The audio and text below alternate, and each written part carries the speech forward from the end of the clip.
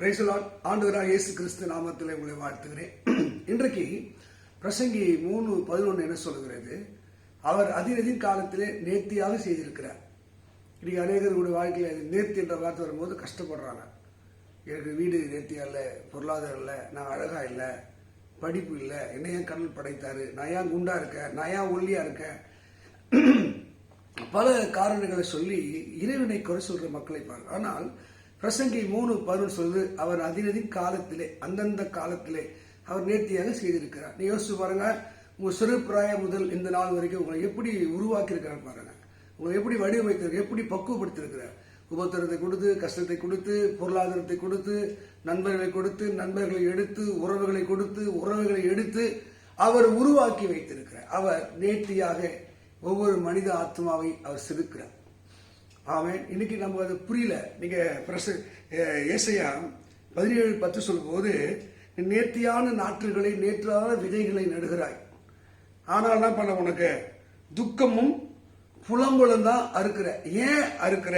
வசனம் சொல்லுது, உன் பலனாகிய தேவனை மறந்தாய், உன் கண்மலையை வெறுத்தாய்.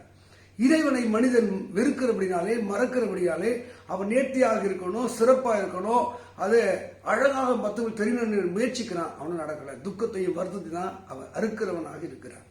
இது ஏசாயா 17:10 சொல்லுது. அருமையானவர்களே, நம்ம எல்லாமே பெஸ்டா இருக்கணும், பார்க்கறவங்க நேர்த்தியா இருக்கணும், நம்ம நல்லா உடுத்தணும், நல்லா உண்டு உறங்கணும், இது மாதிரி வீடு இப்படி இருக்கணும், படிப்பு இப்படி இருக்கணும், நேர்த்தியா நினைக்கிறோம்.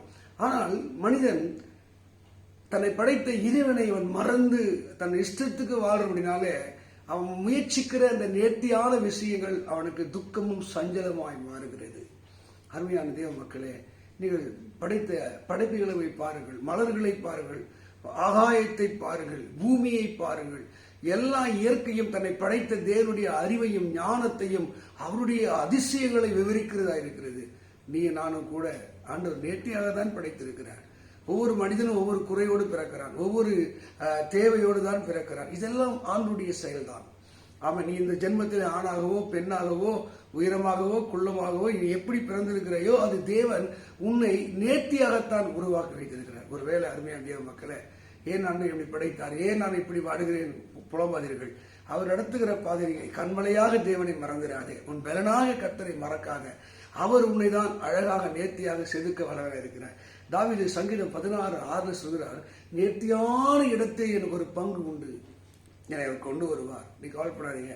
நேர்த்தியான இடத்தில் இறைவனை நம்பினால் உனக்கு ஒரு பங்கை வைத்திருப்பார். சிறப்பான இடத்துல உன்னை கொண்டு வருவார். நீ விரும்பாத எதிர்பார்க்காத ஆசீர்வாதத்தை கொண்டு வருவார். இப்போது வறுமையில, தரித்திரத்தில், ஏழ்மையில வாழ்ற நீ உன்னை நேர்த்தியான இடத்தில் தேவன் கொண்டு வருவார். உன் தேவனாய் கர்த்தரை நினைக்கும் போது, அவரை நினைக்கும் போது, அவரை புகழும் போது, அவர் இருக்கிற உணரும் போது, அதே தான் 1 நாளாகவும் 29:12 சொல்லி ஒருவரை உயர்த்தவும் தாழ்த்தவும் ஐஸ்வர்யமும் கனமடையும் அவரால் தானே முடியும். ஐஸ்வர்யம் தரித்த கனவு உம்மாலே வருகிறது. எந்த மனுஷனையும் மேன்மைப்படுத்த பலப்படுத்த உன் கரத்தினால அவரால் முடியும். உன்னை உயர்த்த, உன்னை மேன்மைப்படுத்த. அதனால நீ உன்னை நொந்துக்காத, உன்னை குறைய எண்ணாத, உன் குறைகளை கண்டு அதை நினைச்சு வேதனைப்படாத. அவர் நேர்த்தியாக உன்னை செய்திருக்கிறார், நேர்த்தியாக உருவாக்கி இருக்கிறார், நேர்த்தியாக வடிவமைத்திருக்கிறார். இந்த உருவம் எப்படி இருக்கியா? பரவாயில்ல, இட்ஸ் குட். எத்தனையோ கண்ணு இல்லை, கை இல்லை, கால் இல்லை, இதயத்துல பிரச்சனை, உடல்ல பிரச்சனை, ஆனால் ஆண்டவர் என்னை நேர்த்தியாக படைத்திருக்கிறார். இந்த உணர்வு வந்தா நீ எங்க திரும்ப போவீங்க? நேர்த்தியான இடத்திலே. தாவீது சொல்கிறார், என்னை ஒரு நேர்த்தியான இடத்திலே அவர் கொண்டு வருவார். இன்னும் கூட நம்ம சொல்லினே போலாம். இறைவனுக்கு உங்ககிட்ட எங்கிட்ட ஒரு பெஸ்ட் எதிர்பார்க்கிறார், நேர்த்தியாய். அவங்க சொல்லி 1:4-15 வாசிக்கும் போது, நேர்த்தியாய் சுரமண்டலத்தை வாசித்தார்கள். எத்தனை பேர் நம்ம நேர்த்தியா? படிப்புல நேர்த்தி இல்லை, அறிவுல நேர்த்தி இல்லை, திறமையில நேர்த்தி இல்லை, ஆனால் வாழ்றல்ல. எத்தனையோ பேர் நல்ல திறமையா இருக்காங்க. 100% 100% மக்களும் அறிவாளி, திறமைசாலி, புத்திசாலியா இருக்கான்? இல்லவே இல்லையே. ஆனால் வாழ்றாங்கல்ல, பிழைக்கிறாங்கல்ல, மேன்மையா இருக்காங்கல்ல. இதுதான் கடவுளுடைய படைப்பு.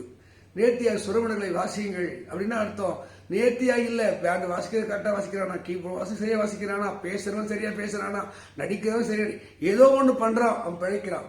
இதைத்தான் கடவுளுடைய படைப்பு, இதுதான் கடவுளுடைய அற்புதம். அருமையான மக்களே, ஒருவேளை சோர்ந்து டயர்ட் ஆயிட்டியா, எனக்கு நேர்த்தியான இடத்துல பங்குலே, கண்டிப்பா நேர்த்தியான இடத்திலே பங்கு உண்டு. உன்னை படைத்த கண்மலையாக தேவனை, உன் பலனாகிய தேவனை மறவாதபடி நீ அவர் வழியிலே செல்வாய் என்றால் அவர் உனக்கு நேர்த்தியான இடத்திலே பங்கு தருவார். அவர் அதின் காலத்திலே உன் வாழ்க்கையில் நேர்த்தியாக செய்து உன்னை கனப்படுத்துவார். God bless you. கர்த்தர் உங்களை ஆசீர்வதிப்பாராக. ஆமென், ஆமென்.